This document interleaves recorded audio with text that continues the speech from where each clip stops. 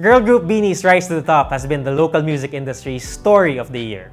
The group bubbled under the surface in the years after ABS-CBN's Star Hunt Academy in 2019, slowly building their following and repertoire until they finally broke into the national consciousness with not a little help from their first big hit, Pantropico.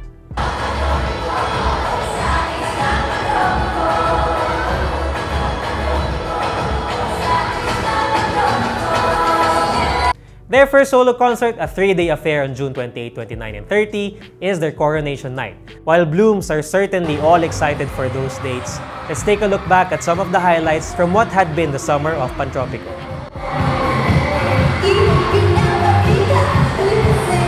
April 14, the Tala Arawan Mall Show. More than 8,000 fans came to see the group. Colette kissed a fan, to the envy of the other 7,999. Aya transformed from nonchalant to OA, and Maloy, Sheena, Gwen threatened the audience to get the cheers as part of a fan contest.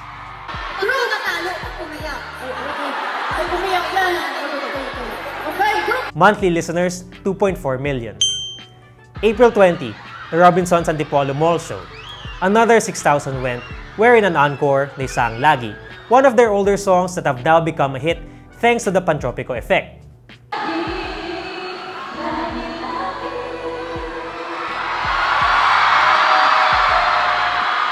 Why is the crowd count at these events news? Because it's the first time that audiences this large are coming to see the group, and it's validation of their newly elevated pop star status.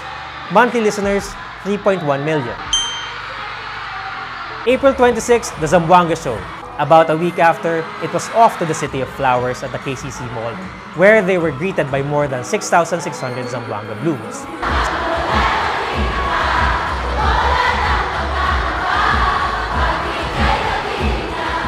Stacy showed off her viral basketball dance moves set to Salamin Salamin and ended up being gifted with her own jersey by these two fans.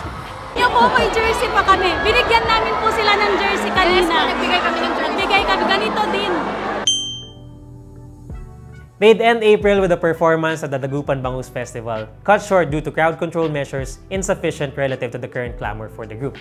They'd have another international performance at the Singapore Festival, aside from an earlier appearance at China's Show It All TV show, and perform at Ryan Cayabyab's 70th birthday tribute concert. The girls would then cap off the summer with their May 30 performance at Alpas in La Union, where they would do their first live solo performances.